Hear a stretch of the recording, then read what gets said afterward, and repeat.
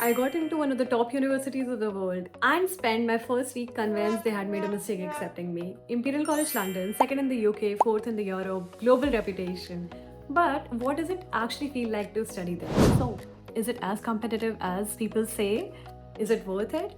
Do you actually have a life? I completed my degree there, and this is my honest version. Not a brochure, not a LinkedIn post, the real thing. I still remember my first lecture. I walked in, sat down, opened my laptop, and within 10 minutes, I felt so out of place. People were asking questions I didn't understand, using terms I hadn't heard before, talking about internships like they had already planned their career. And I was just sitting there thinking, everyone here in this room is smarter than me. And here is what I did not know then, but I know now.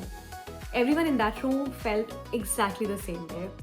Imperial compresses some really brilliant people in one space, and of course, it feels overwhelming. Feeling out of depth doesn't mean you don't belong. It means you're exactly where you're supposed to be. That feeling has a name, imposter syndrome. And at Imperial, it hits hard. Like, really hard. Especially if you're from a different country, culture, or completely different system entirely. Let's talk about the workload. Honestly, it's intense. It depends on the program you're enrolled in, but overall, it is intense. For the group projects, you are working with people from different countries, cultures, academic backgrounds. So it does require real coordination, and exams don't just forgive gaps in your understanding. Imperial is not a university where you can switch off for 2 weeks and casually catch up. But here is what I did not expect. You are not just memorizing content, you are constantly problem solving, thinking under pressure, working with people who challenge your ideas. And by the end of my program, I realized I had doubled my tolerance for pressure quietly.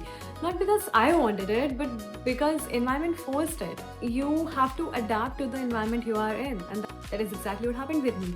And I'm really grateful that happened. You leave sharper than you arrived. Even when it doesn't feel like it in the middle of the program, you definitely do. And one thing that genuinely surprised me in a very pleasant way was the level of ambition around me. People were building startups while studying. People started preparing for consulting interviews months before the job application even started. They were doing research with professors, doing networking like it was their part-time jobs. So it is really inspiring. But if you start comparing your timeline with that of others, it can become exhausting. The shift that helped me the most: treat the environment as a fuel and not as a measuring stick. Everyone is running their own race, and yours just has a different starting point. There's a stereotype that Imperial students don't have a social life. It's not true, but it's not automatic either. Everyone is busy, everyone has deadlines, so if you wait for social life to come to you, it won't. I had few weeks in my first term where I genuinely felt very lonely, especially coming from India, where you are surrounded by your family, familiar world. London can feel quite lonely at times when you don't have your people yet. Joining societies helped, saying yes to random plans helped, being the person who initiates plans helped. So, once you find your circle, and you will, it becomes a completely different experience. You are going out with your friends, you are making plans every day, you are going out on dinner, coffee, you're studying together, going for lectures together. You're exploring new city with your people. But for that, you'd have to say yes to plans at first. One thing I tell anyone considering Imperial: you are not just choosing a university, you are choosing a city as well. London opens up so many opportunities, and London changes what's possible. You have networking events almost every other week in universities, outside universities, career fairs with global companies, internship opportunities with companies which would not have been possible anywhere else in the UK. Yes, London is expensive. I have done a full breakdown of cost in another video, but the access it gives you is unmatched. Being 20 something in the city, building something of your own, figuring it out, there's nothing quite like it. By the way, I post a lot more about living in London and honest UK stuff on my Instagram at Gloss and Gone, if you want to see more of this on your daily scroll. I want to talk about something that doesn't come up often. High achieving environment can mess with your sense of self. Being surrounded by people who seem to be doing more, achieving better, handling it better, can make you feel left behind, even if you are doing really well by any objective measure. I had to actively learn to stop comparing, to focus on my own pace, to celebrate finishing hard weeks and not just big achievements. It doesn't come naturally to us, especially if you are grown in an environment where you being compared to someone else is as common as, I don't know what example should I give, like breathing maybe? Okay, that might be an exaggeration, but you get the point. It's super common to get compared by other people, and I think that kind of just sticks with you in when you grow as well. When you grow as an adult, you keep comparing yourself with others, even though they have their own race, even though they have their own battles. You are in a completely different track.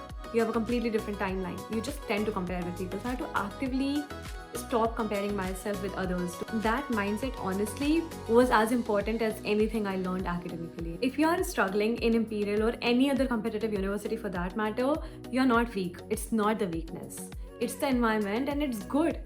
If the kind of environment you surround yourself with shapes you the person you become. So it is good, it's exactly where you are supposed to be, and it's not the weakness, it's the environment, and you are not alone in it. So, the main question, should you go to Imperial? It's the right place if you're self-driven, if you want strong career outcomes, if you thrive in an environment where you are challenged, if you are okay being uncomfortable for stretches of time when you know the growth is on the other side. And honestly, if you are an international student who has decided to move countries, build a life somewhere new, you probably have more resilience than you think. But if you are looking for a slow, relaxed university experience, this might not be a perfect fit, and that's okay. Knowing yourself is half the battle, right? Looking back, Imperial stretched me in ways I did not expect and could not have planned. Academically, yes, but also personally. I became so much more confident, comfortable with uncertainty, confident in rooms where once I felt like an outsider. It wasn't always enjoyable and easy at the moment. It was genuinely difficult at times. But I left as a different person than I arrived, and I mean that in a best possible way. If you are planning for Imperial or any other top university, I hope this gave you a realistic picture of what to expect. I am making an honest series on UK university, student, and work life, including accommodation, costs, visa, social life, career, all of it. So, if that's useful to you, subscribe so you don't miss it. And if you're on Instagram, come find me there too. I share a lot more day to day stuff there that doesn't make it to the YouTube.